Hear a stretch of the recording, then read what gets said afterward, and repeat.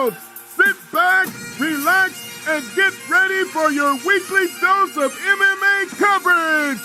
And now, coming out of Glasgow, Scotland, the Alba MMA podcast. Damn, son, isn't that enough?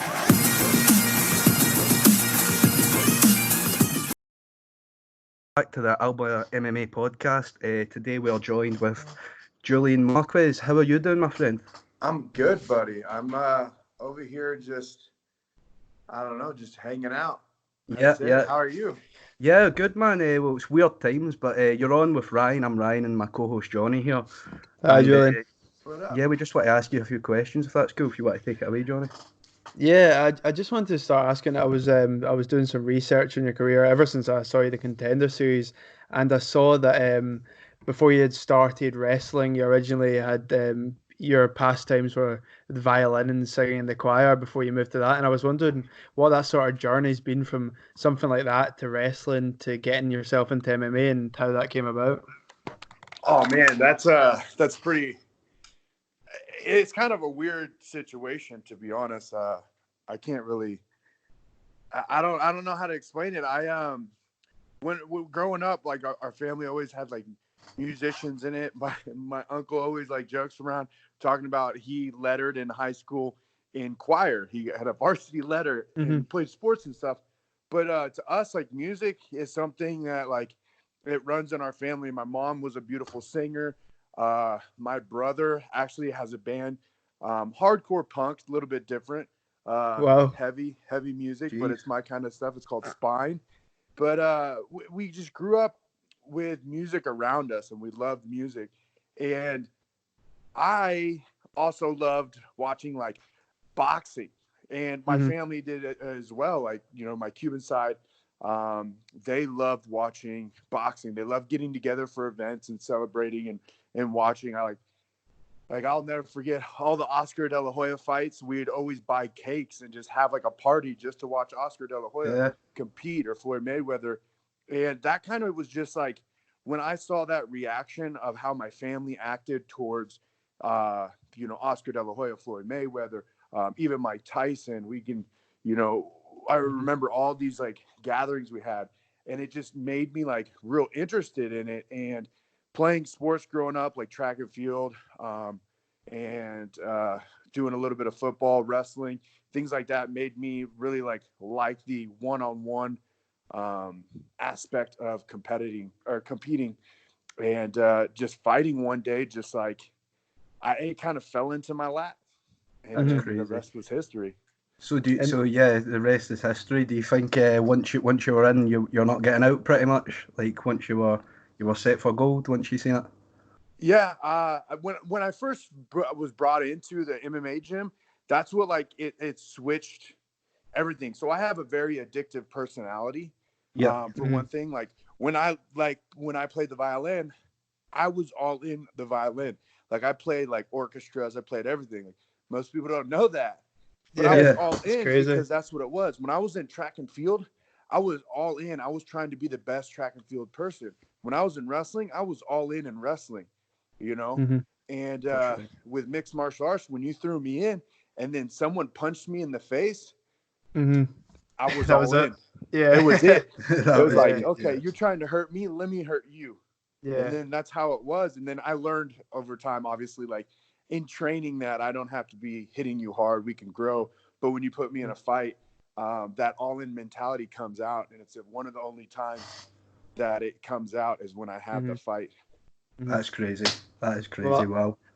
I was wondering, do you think that's helped you progress as quickly as you did in terms of going very quickly and after your quite a short career straight into the Contender Series? And I was wondering what your sort of process from the regional scene to the Contender Series was, how the UFC contacted you, how it felt to get there, in the amount of time that you did. Yeah, I would 100% agree with you and agree to that statement that mentality is what got me to where I am today. You can't, like we like to say, you can't half-ass anything. Yeah. You know, you just got to go all in. If you kind of just like, if you're working a little bit here and a little bit there and a little bit here, you're never going to get to where you want to be if you're only just doing like a little bit. Now that works with money. Like, say, if you want to save a little bit of money, just put a little bit aside. But if you want to be a fighter, professional fighter, you know, if you're not born with the gift of like John Jones or Conor McGregor or Habib, and they weren't born with it, they still gathered all the stuff they had.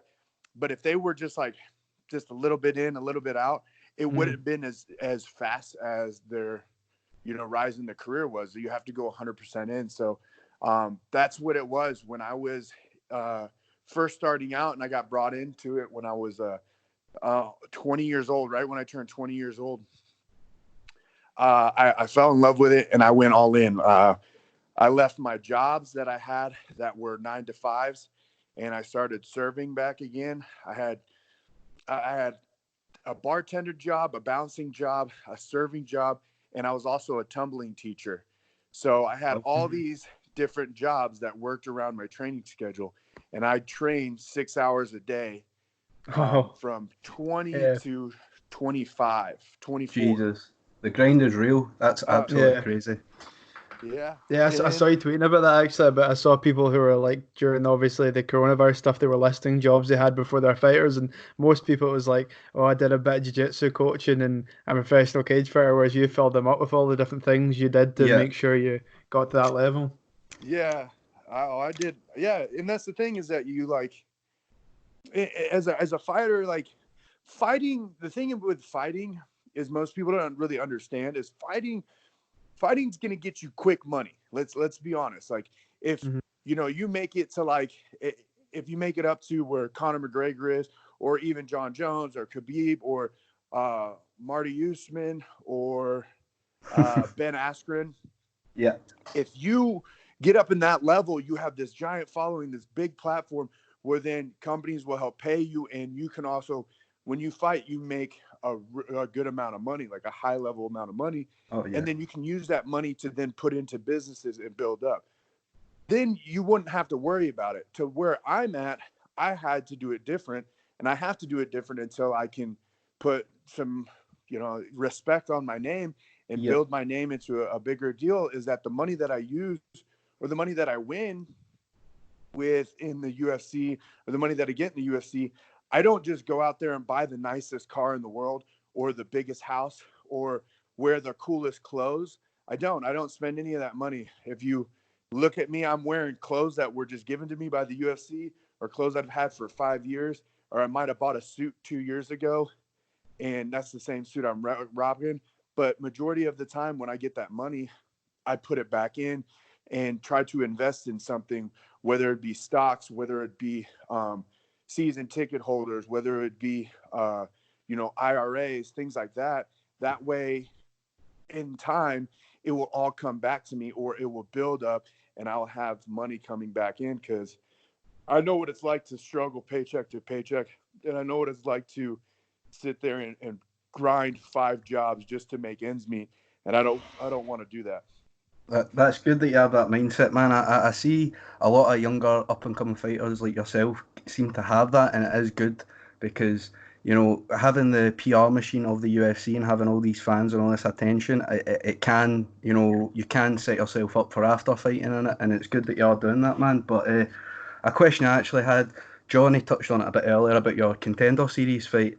So that brutal head kick KO, I mean, that's one of the best finishes I've ever seen, seriously. I mean, it really put you on the map, but could you tell us the motivation and the difference between the preparation and the motivation for that fight? You know, having to impress Dana White, how different was that for you? Well, this is the thing, is that like I'm a different breed when it comes to thought process, and when it comes to this.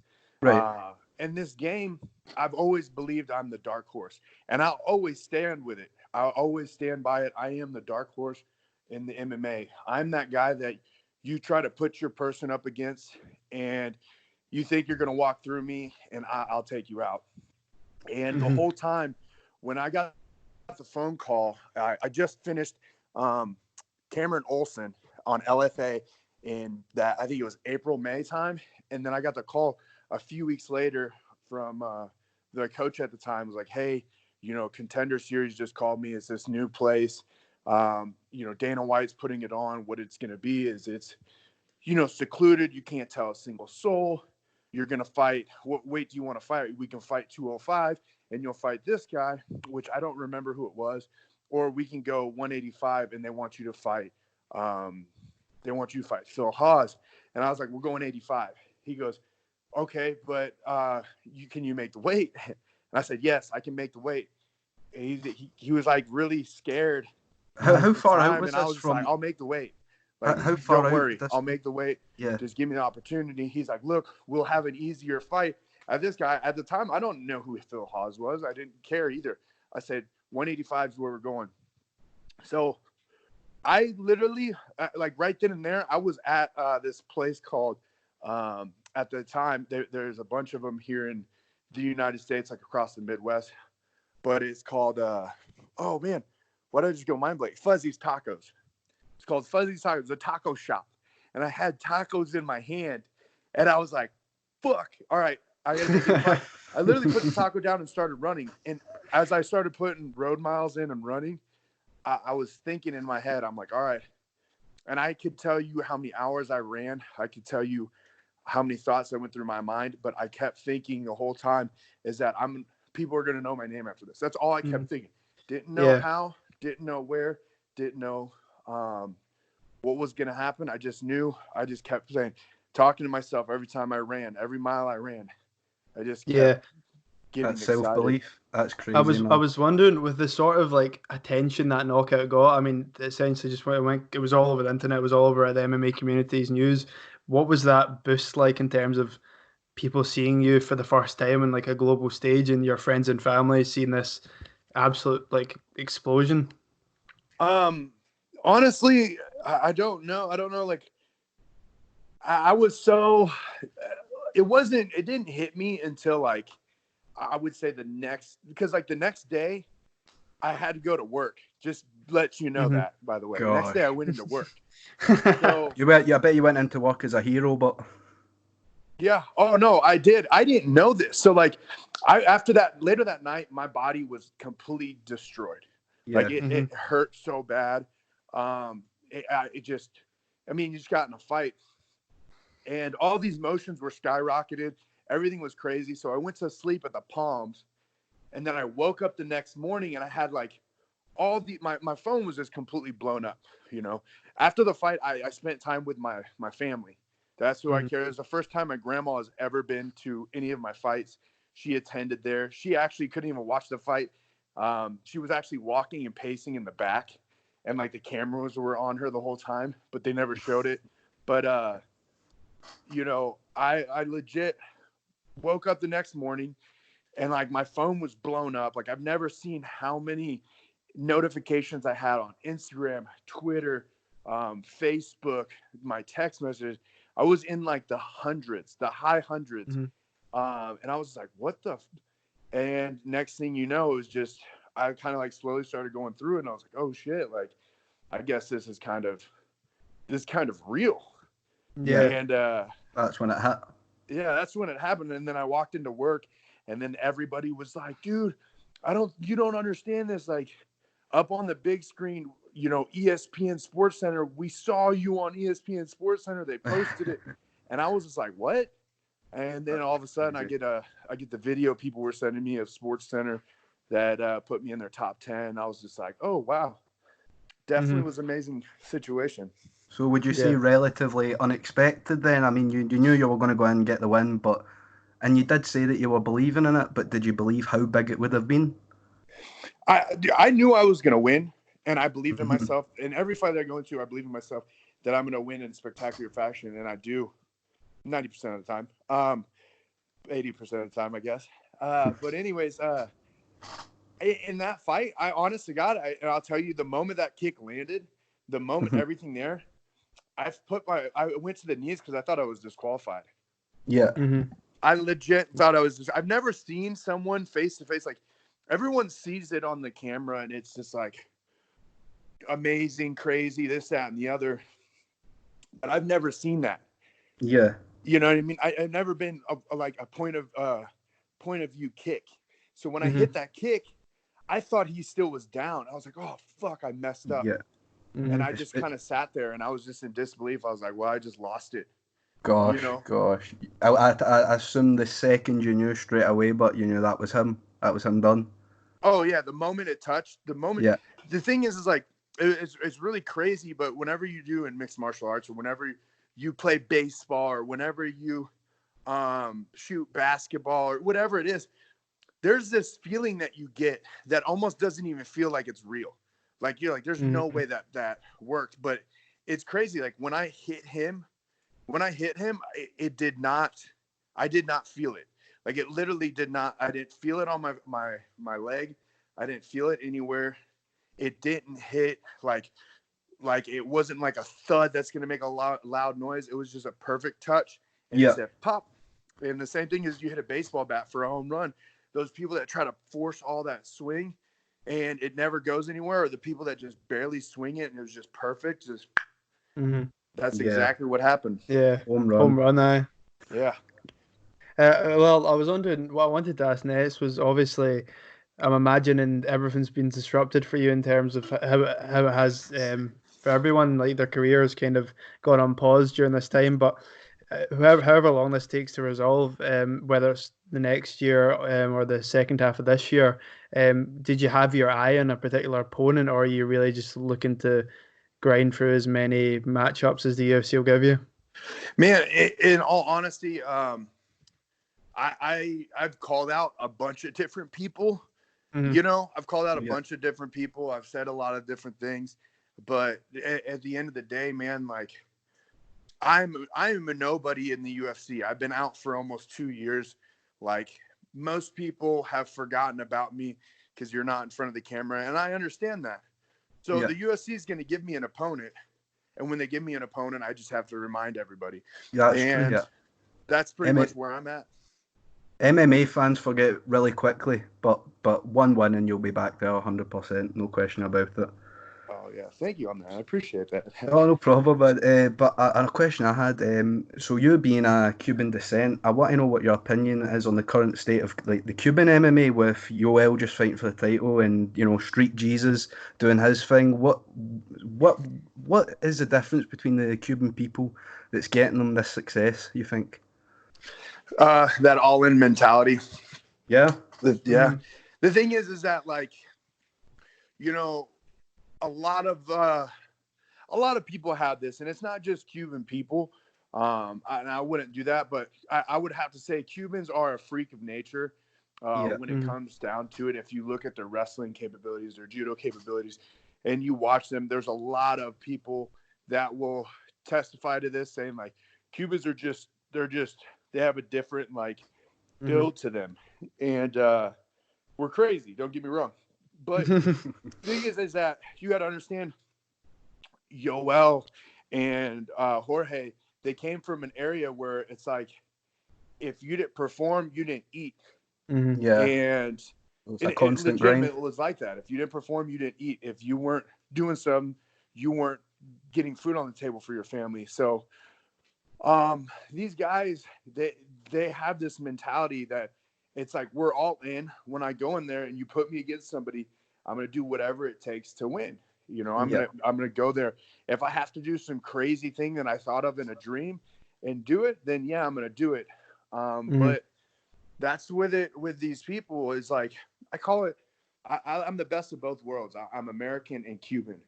And I call the American dream is thinking about something and building yourself up and constantly thinking about it, but never giving actions. Whereas the Cuban dream is that you do your actions to create that dream. So yeah, the mindsets are like night and day almost. It seems that's crazy. Yeah, it is. And as you see them, they're blowing up through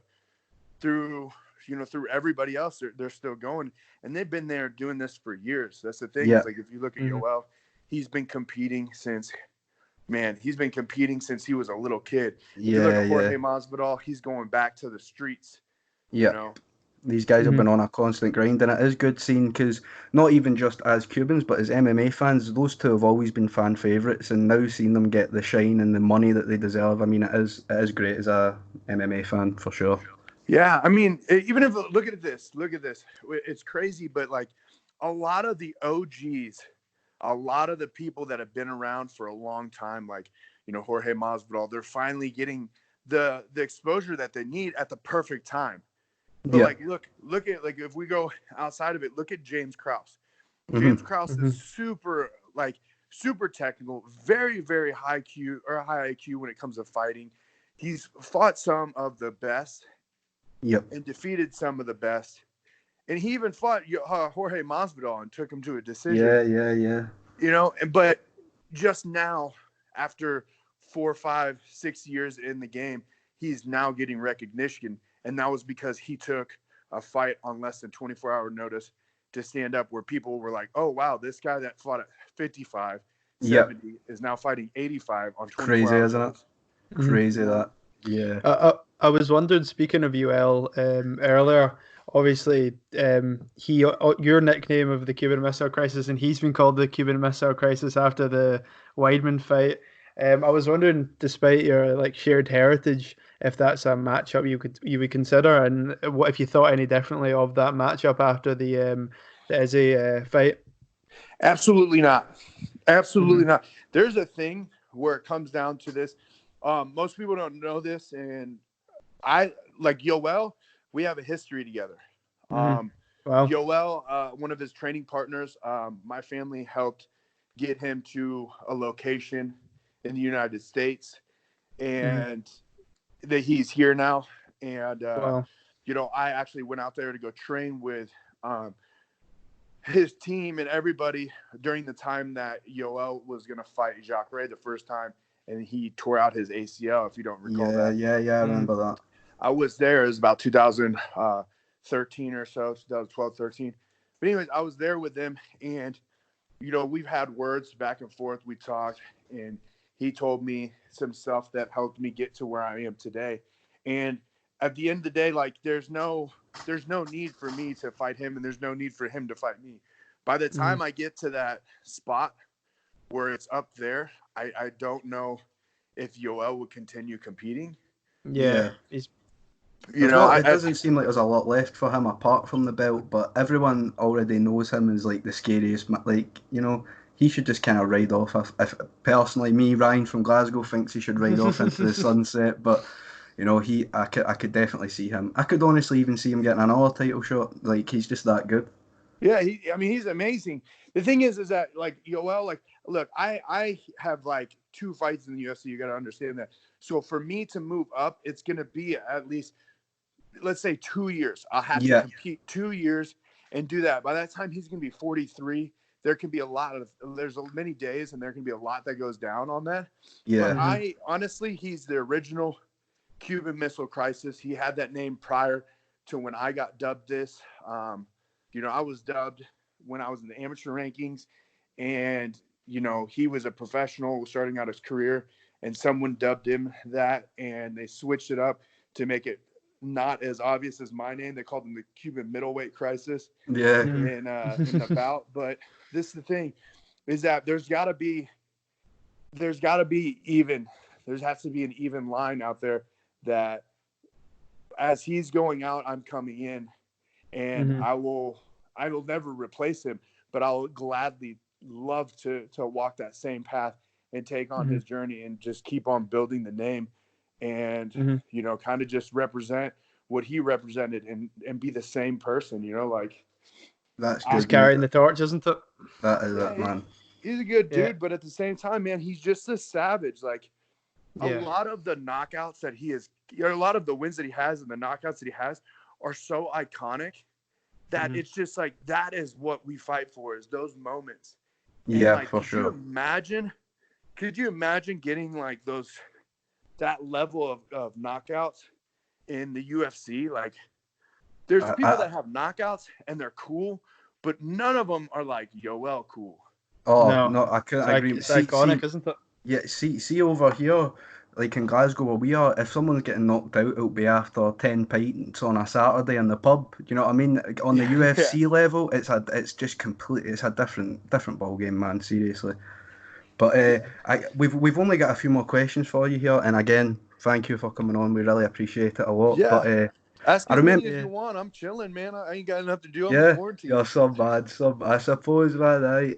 But I remember actually after your Darren Short fight, when you got on the mic, you challenged former welterweight champ Tyron Woodley to a beard off. So the question on our minds is, who won the beard off? Okay, so let's talk about this one. All right, Let's go. Let's do it. It's a popularity contest at this point in time. All right, most people picked somebody they knew. All right. Yeah. They don't even look at the beard and look at the beautifulness of my well-sculpted beard, the fluff, the shine, the impeccable lining. Like, I'm just saying, they didn't look at that. They're just like, oh, Tyron Woodley and then Julian Marquez. Who's Julian Marquez? Let me just click A because I know Tyron's name. So Yeah. Tyron did win that. It's an injustice. In time, I will bring that back. And Yeah. I will be victorious. That's good, mate. Listen, the belt shouldn't even be on your mind right now. Forget the belt, forget everything. It's that beard off, man. I mean, Tyrone, he's getting on there, man. Give him a few more years, and I think 100% you'll be that. Let's start getting some grey hair soon, and then. Get that salt and pepper in the beard. Yeah, I would be victorious. Let's talk about beards. You know who I had an argument on a beard that got into it? I love him. He's an amazing guy. Yeah, but he's gonna get it too. Is your boy Paul Craig? Oh, okay, funny. That's funny. I didn't. So are you? See, the thing is, man. I mean, we're talking to you. We appreciate your time, but he's our boy. You need to respect that. He's our boy. So, but then again, man, Paul. I don't know. Have you watched quite a lot of Paul's fights? Like a lot of his fights have been like last minute submissions. So he's kind of putting us on the map right now. We've got a few in Scotland here. We've got a few. Yeah, we've got a few up and coming fighters, but we've not had that breakout star yet. If you know what I mean, we're still kind of waiting on that over here. Yeah, I mean, Paul Craig. I walked in first time I ever met Paul Craig. I walked in to the PT clinic over there at the UFC Performance Institute. Yeah. And I looked right at him. He looked right at me, and I was like, I said some words to him, and I was really upset about his beard. And we just started talking and joking around back and forth. And I love Paul Craig. I think he's a great dude. He's awesome. And in his fights, I think Paul Craig is actually I think he's a really good fighter.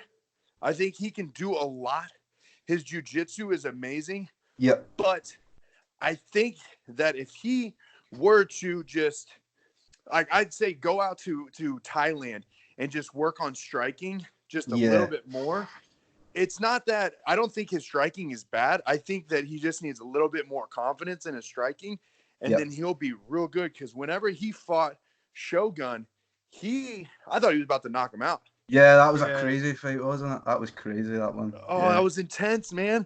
And I was sitting there, I was like, this is the moment the beard will shine. Yeah. And people will start looking at it. It's like, I kid you not. And it was just a wild fight, but I think it was just confidence, and obviously Shogun is a living legend, and it's very difficult to try to. Yeah, that's true. I agree with what you said there about Paul and his striking. He does have good striking, but he does seem a lot more confidence on the ground, doesn't he? But once he starts putting it together, I think he'll get us a good few more wins. I even seen that they were going to try make that after the fight the Shogun rematch, but I don't know if that's going to happen. It's hard to make rematches in UFC these days, it seems. Yeah, it's very difficult, and especially now during the times. I would love to see that fight again. I would love to see it because, in all honesty, that fight, I believe, gave Paul the amount of confidence he needs to level up. Because again, you fought. The most difficult thing in the world is fighting somebody with a name. All right. Yeah. Now, I fought somebody with a name. It was Matt Hamill at the time, and that was the biggest name I've ever fought. And everybody knows Matt Hamill through beating John Jones. He's fought in the UFC, everything like that. It was my first UFC caliber opponent. The name scared me more than anything. Mm-hmm. Right. And then I went in there and I ended up knocking out Matt Hamill in under a minute. And that confidence right there is what led me into understanding, like, hey, you can scrap. Like, these people, it does not matter.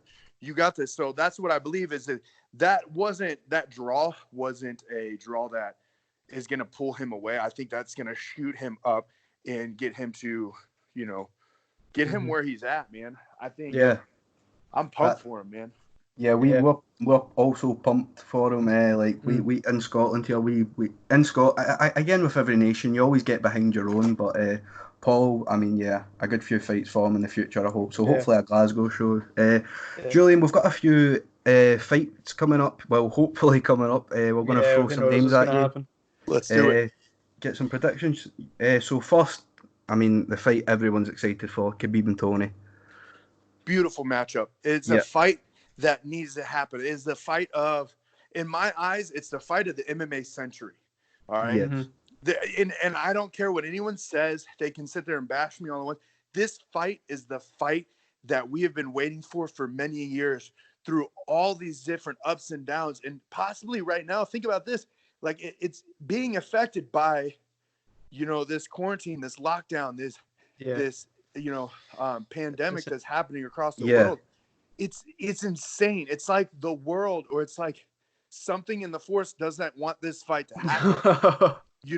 That's true. No, it's very true. This is the fight of the century for MMA. This fight is huge. So you have Khabib Nurmagomedov, who is an amazing, just grappling, pressured guy. He's not the guy that's going to sit there and submit you. He's not the guy that's going to sit there and knock you out with his, combinations. He's the guy that's going to take you down against the cage, put all the weight on you, and make you use every bit of strength to get up off that cage. Very difficult. He's burned out so many different fighters, from Michael Johnson, Michael Johnson, Edson Barbosa. I almost said Gaethje, but no. Edson Barbosa, Ali Quinto. He's taken out all these people, but he's going against Tony Ferguson, who is the most unorthodox fighter, very strong pressure fighter, and does not care if you take him to the ground, because his jiu-jitsu is at that level to where it could present problems to Khabib, even though he's a pressure fighter. And if I'm going to break this down for you, which I do love doing, look at it like this. Khabib Nurmagomedov took down Ali Quinta against the cage. Al, on a couple days' notice, was able to stand up and still make it into a striking battle. Al, who isn't on the same level of striking nor the same level of grappling in jiu-jitsu terms as Tony Ferguson, you had him stand up on Khabib Nurmagomedov multiple times. He couldn't hold him down. Think of that. And you have Tony Ferguson, who would literally roll, Barambola roll, do all these crazy little, I don't know what he would do. If you look at his training videos, they're just new. Some sort of backflip into guard. Yeah, and it's just crazy. Like, you can't predict that. You can't train for that type of person. So it's very, very difficult. But this is what I believe that's going to happen. All right. If Khabib is able to take down Tony against the cage, it's going to be a very difficult time for Tony. But if Khabib cannot finish Tony in the first 2 rounds, it's going to be a very difficult time for Khabib. Now, it all depends on where the takedown is there. I don't believe Khabib's going to have the striking capabilities of where Tony's at. His timing won't be correct. Tony has a longer reach. Tony will throw crazy wild punches. So the striking, it's going to be in the grappling. If Khabib takes him down in the open, where Tony will be free to go any which way, that's where Tony's going to, win. That's where Tony's going to do stuff. Khabib has a lot on his plate right now. I do believe if he takes him down in the cage, Khabib will win. He has to finish it quick, or he has to keep that pressure going. But if he takes him down in the open, he gave Tony all the right to win. So that's where the fight's won or lost right there. That's very well said. We've got a few more here, but I don't even think we need them. I think ESPN are going to be sending you an analyst contract right now, man. That was perfectly broke down. Let's go. Yeah. I was wondering back to 185, Hermanson, Weidman, what you thought of that matchup and what you thought about yourself versus those two as well. Okay, so this is amazing. Jack Hermanson blew up on the cage. The Joker. The guy's amazing. He has a lot of power. He has a very unique head and arm choke. And it was actually very beautiful to watch Jacare defend that head and arm choke, which that is the platform to allow people to understand how to get out of it. It's still, one of his best moves.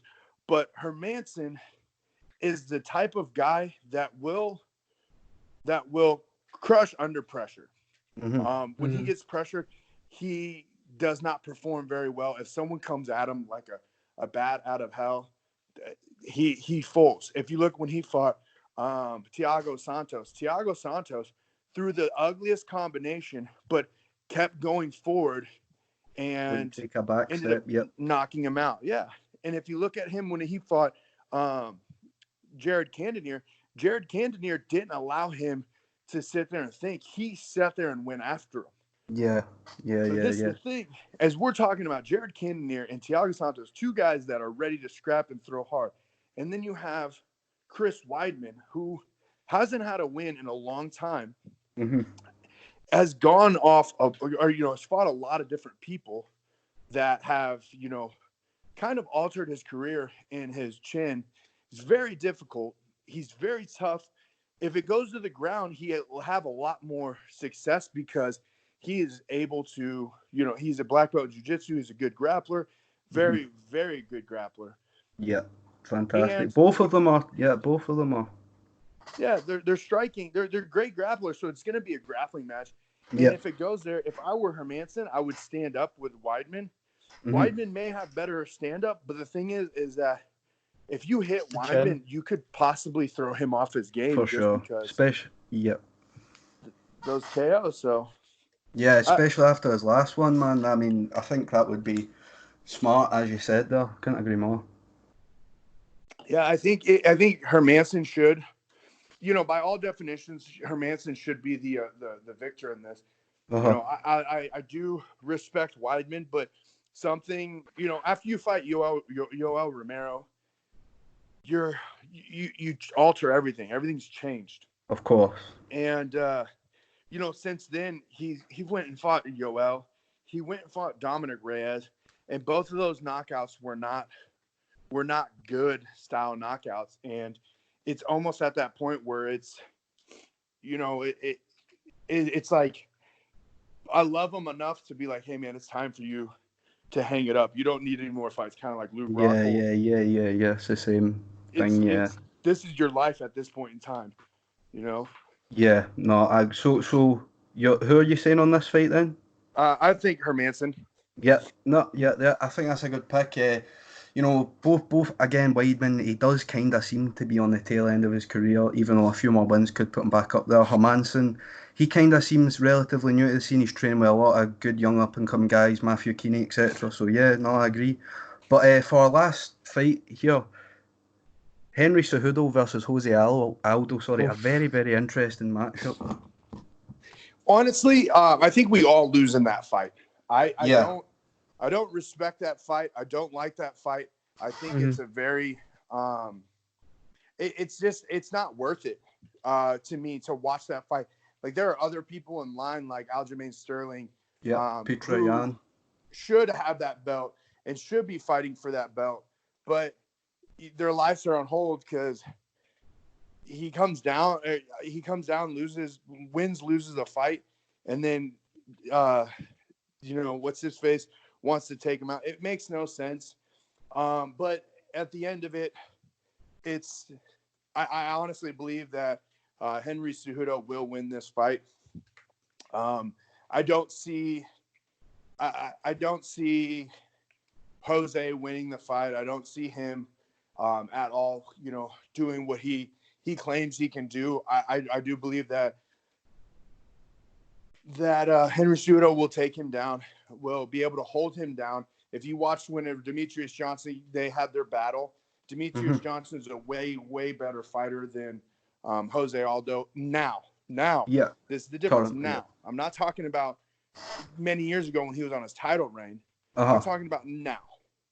You know, Yeah, Demetrius currently. Johnson's IQ, his everything, and he made that such a close fight. But Jose Aldo, I don't think has a shot. I think he might win a round, maybe 2 rounds, but I honestly believe he'll be finished by Henry Cejudo. I think that's a good prediction, man. I mean, I agree. I don't know about you, Johnny. Would you? Yeah, definitely. It's the Aldo of yesteryear would. I think that would have been a great fight to make, but it doesn't make sense in the rankings. It doesn't make sense nowadays, and also I think it's just indicative of. It's just how the UFC is now. It's more about the matchup than the ranking and the leading up What to it. makes the money? No, I agree. Couldn't agree more. It's a popularity contest. Yeah. Let's be honest. This is the entertainment center. We as fighters need to be entertainers as well. You can be a great fighter, like Marty. Why do I keep calling him Kamaru Usman? I'm sorry, Ben got me switched up. Yeah. I think he's got his Aldo in that, man. So with Kamara, and I do apologize for calling him by his American name, but anyways, Kamara. So he's a great person to look at. Like, this guy is really, really good when it comes to, his credentials, his grappling, his striking. The last fight he had with Colby Covington was absolutely amazing. I loved Kamara many years prior. I watched him grow up. I trained at their gym when he was on the tough season, and the dude's amazing. And to watch him grow and do everything, I think he's great. But when he gets on the mic, he doesn't understand how to promote himself very well. He doesn't understand how to hype up the fight. Again, and it's the fall of how the past have done it, or the fall of how Conor McGregor does it. The thing is that if you look now, the reason why Colby Covington is in the spot where he's at is Colby has picked something. He's picked something and stuck to it. Picked a character. He picked a character. He's not really that character, but he picked a character and he has to go with it.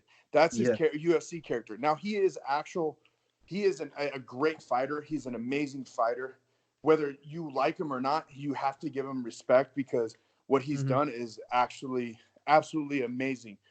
But look at that division with Colby Covington at the time. You had Ben Askren, Damian Maia, Jorge Masvidal, Darren Till, Tyron Woodley, Leon Edwards, Kamaru Usman.